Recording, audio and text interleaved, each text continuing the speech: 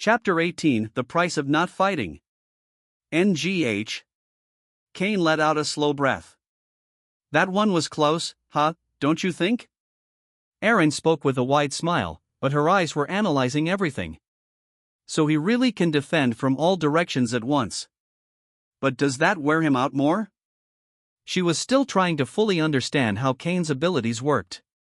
The regular students couldn't see or feel anything.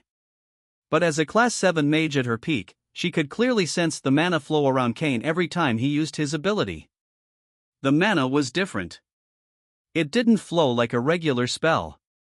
It was pushed out of his body in short bursts, like it was being compressed and released in tiny pressure points all around the space. In that moment, it was as if dozens of silent explosions had gone off around him at once. Invisible lines of mana, perfectly distributed, activated in an instant reaction. No chanting. No flashy gestures. Just pure pressure.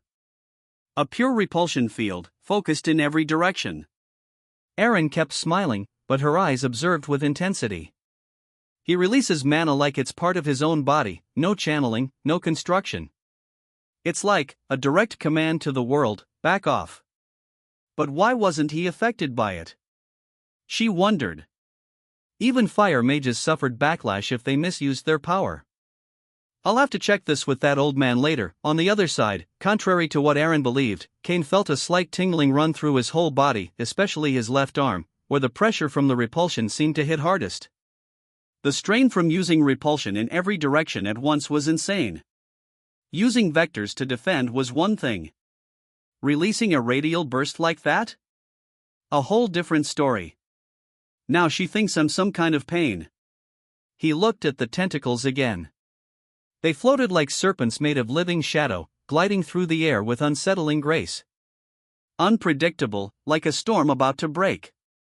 4 tentacles. 4 directions. And unlike swords, they bend like wet whips. That's what made that kind of attack so hard to deal with. Each tentacle could move independently, and feinting was easy. He sighed. What do I do now? Give up? She wouldn't allow it. But he also couldn't keep wasting mana aimlessly. He needed his body in one piece. Going all out like Elena or Iris? Impossible. He was Kane. He had to store mana before using it. He didn't have the luxury of overspending. And then, the answer came to him. But before he could put the plan into action, Erin attacked again. Let's try one more time. Now from 4 different angles, and with more pressure. You've gotta be kidding me, she's really not holding back on him. Serves that commoner right. Yen, who had been watching the scene and listening to the whispers, knew Kane was clearly holding back. She had seen it with her own eyes. Kane wasn't the defensive type. What he was doing here wasn't even close to the brutality he used on the training dummies. And during the practical test, she remembered that day. Everything was about to fall apart. But Kane showed up, dropping down from above like time itself had slowed around him. He landed between her and the creature, calm and precise, like he already knew exactly what to do. He extended his hand, and then came the strike. It was silent but powerful, like gravity itself had flipped in an invisible line. It was enough to take down the creature with a single direct blow to the chest. She had never seen anything like it. Why isn't he going all out? Is it because of the side effects? But before she could dive deeper into her thoughts, reality snapped back into motion. Erin launched direct attacks at Kane. What if they actually hit me? Has this midget even thought about that? 3 tentacles came from the front, spinning in erratic motions. The 4th, lagging behind, slithered low to the ground, silent like a snake ready to strike. Is the last one the real hit again?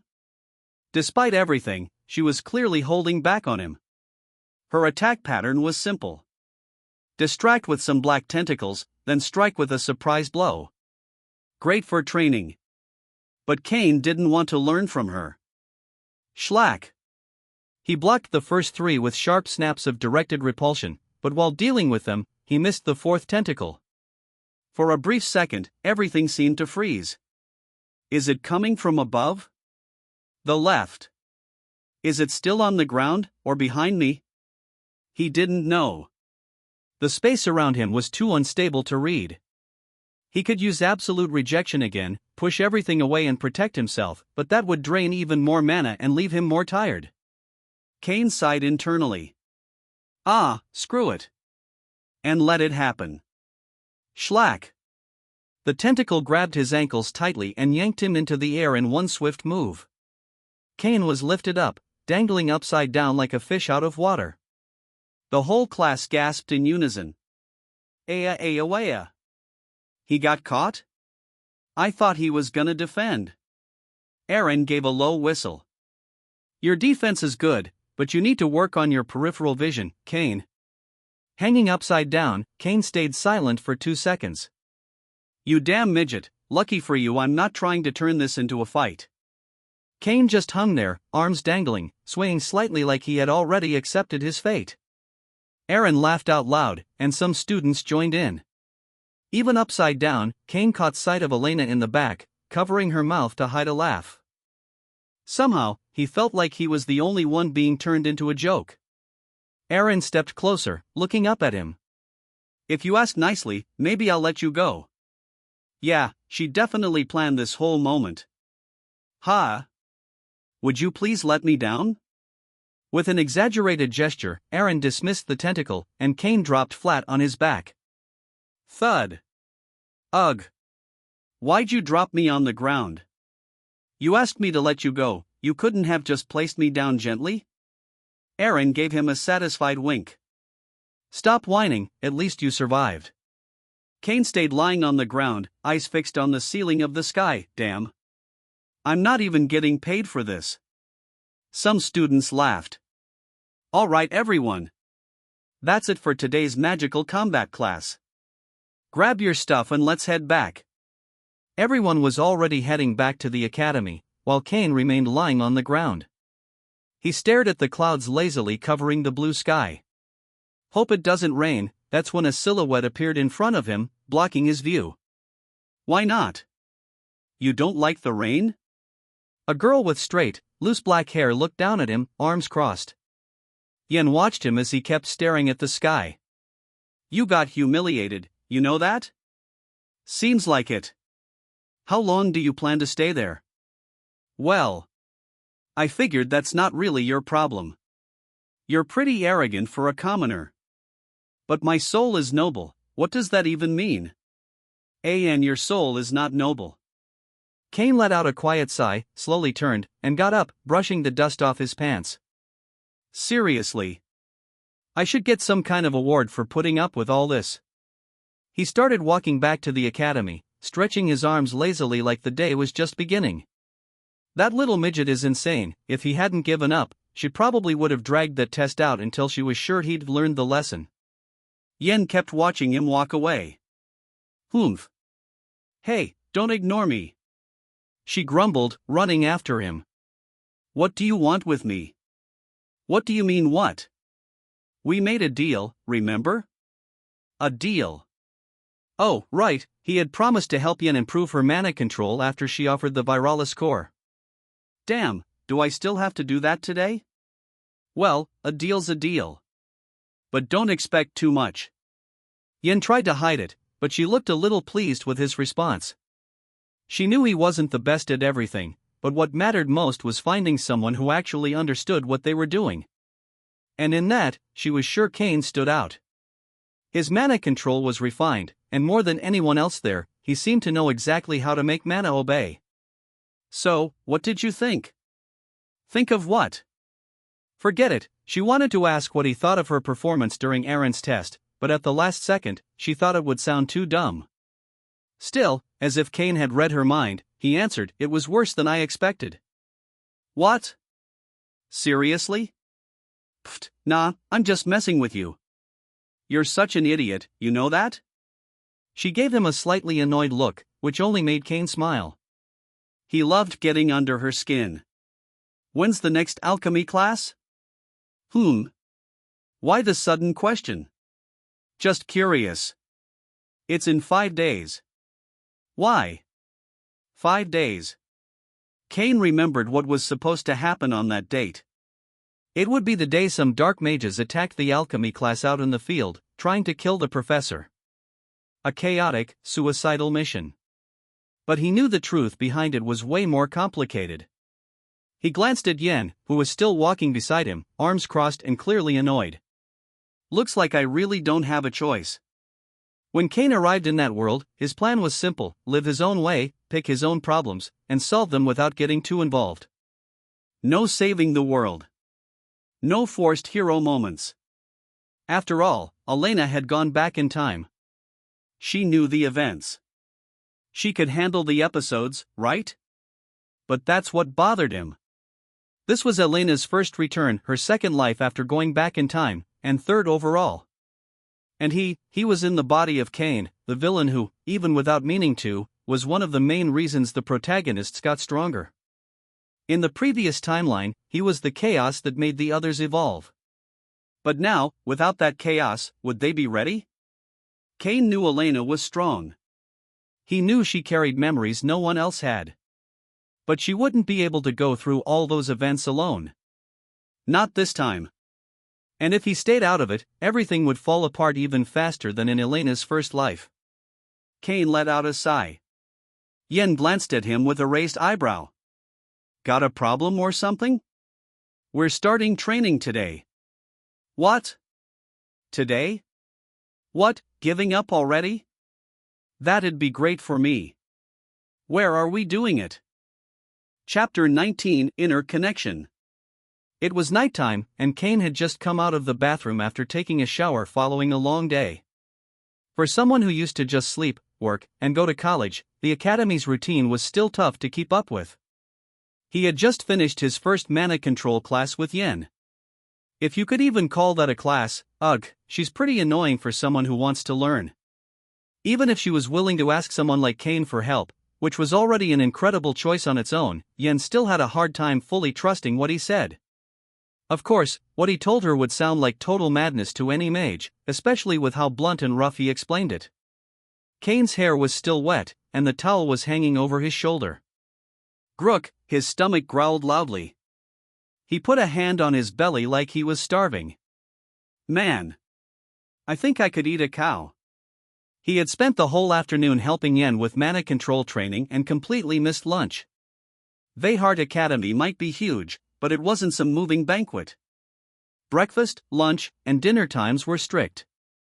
If a student wanted to eat outside those hours, they had to pay for it. And of course, for Kane, that was a huge problem. How's anyone supposed to eat off schedule without money? The academy cafeterias did sell food during alternative hours, but the prices were insane. And Kane, being a broke commoner, barely had money for a drink, let alone a decent meal. I seriously need to find a source of income, he mumbled while opening the drawer of his dresser. Inside was the item he had stored days ago. Before going out to look for food or think about money. There was something more important he had to do first. What if this thing kills me? He was staring at the Viralis core he had received from Yen. Yen had told him it was safe, that this model had been tested multiple times and was a private item from the Arcane Tower of Valen, something she only got with a lot of effort. Kane dried his hair and tossed the towel on the bed. Well, I'll never grow if I don't try new things. Now he was already sitting on the floor, still shirtless, trying to figure out how to absorb the energy from that crystal. Kane still didn't know exactly how to draw power from it. In the game Chronos Realms, everything was easier. You just sat your character down and used the item from your inventory. The rest was automatic. Looks like this time I'll have to follow what she said. He still remembered Yen's words, you need to be in a resting state. Stable breathing. Then channel your mana to the center of your chest and accept the connection. Accept the connection, she said. What the hell does that even mean? Do I have to be logged into something? Even while grumbling, he closed his eyes and tried to focus. He took a deep breath. Nothing. Again. Still nothing. He then released a small amount of mana. The crystal was still cold, but slowly began to warm up. He placed it on the ground, right in front of him, and adjusted his posture into a basic meditation pose. Legs crossed, however, hands resting on his knees. Feels like I reincarnated into a Muram story. After a few minutes, the core finally responded. The crystal's light grew brighter, and a subtle line of energy flowed from the center of the stone to the floor, and from there, to Kane's chest. He felt a slight tingling in his chest. It was warm, but not unpleasant. Let's hope this isn't a heart attack. Kane slowly began to feel the crystal's mana connecting with his own. It was like a strange energy entering his body and mixing with his mana. Once the connection got stronger, he pushed his mana into the core more firmly, like he was opening a channel for the energy to flow through. NGH. The energy ran through his body like a thin and steady electric wire. A sensation like a needle pressing into the center of his chest. The mana he had injected into the core seemed to work as a key to unlock all of the Viralis core's energy. It started to slowly fill Kane's mana core, reorganizing his internal channels, the same ones that kept cracking whenever he used repulsion carelessly. Ugh, Kane clenched his teeth. It wasn't painful, but it required absolute control. He had to keep the flow steady, making sure the energy moved correctly. Luckily, it wasn't too different from what he did with his main ability. But unlike that, where a mistake could break his bones, here, any mistake felt like it could stop his heart. Easy, seconds turned into minutes. Slowly, the crystal's energy started to fade. It was finally running out. Kane had been sweating for quite a while now. He didn't know exactly how much time had passed. If he had known it would take this long, he would have prepared better.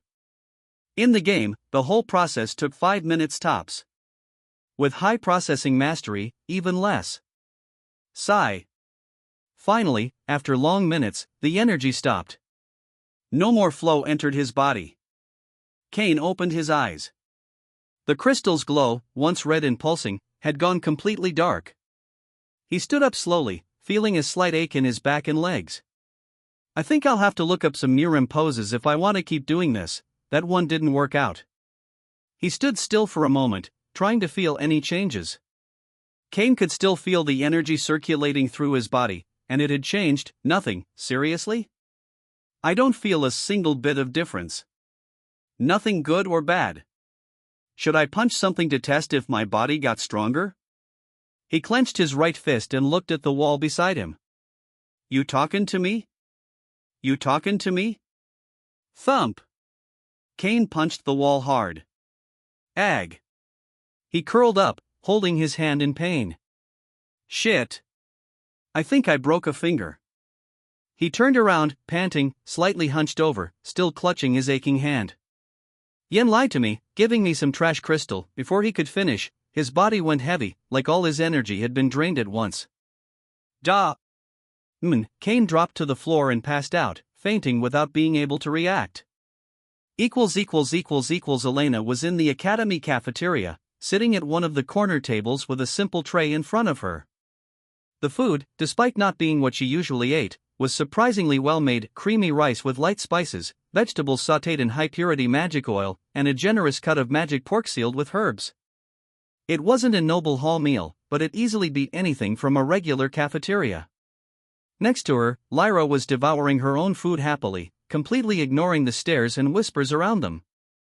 Two well-known and popular girls at the academy, eating in the common cafeteria? That wasn't expected. By the way, why'd you want to eat here today? I know your family's loaded.